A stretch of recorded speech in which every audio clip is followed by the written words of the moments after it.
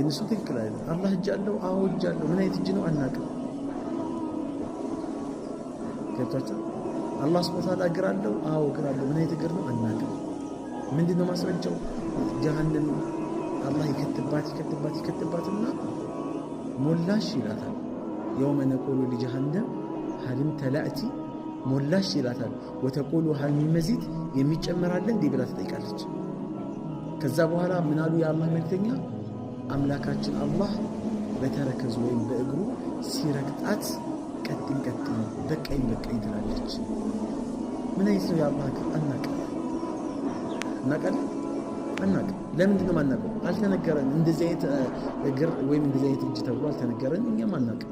ያልተነገረን ነገር ውስጥ ደግሞ ፍልስፍና መጸገብ ይመጣና ደግሞ አሁን አንዳንድ አህባሾች ሀገራችን ላይ ያሉ አህባሾች ይመጡና ምን ይላሉ? እነዚህ እኮ ሙጀሲሞች ናቸው፣ ለአላህ አካል የሚሰጡ ናቸው። ለአላህ አካል የሰጠው አላህ ራሱ ነው። አካሉ ምን እንደሆነ እኛ አናውቅም። ነቢያችን ዓለይሂ ሰላቱ ወሰላም አላህ ሁለት እጆች እንዳሉት ነብዩ ነግረውናል። ምን አይነት እጅ ነው? ወኪልታ የደይህ የሚና ሁለቱም እጆቹ ቀኝ ናቸው አሉ። አሁን አህባሽ መጥቶ ምን ይላል? ሁለቱም እጆቹ የአላህ እንደዚህ ናቸው ይላል። በዚህ በኩል ነው በዚህ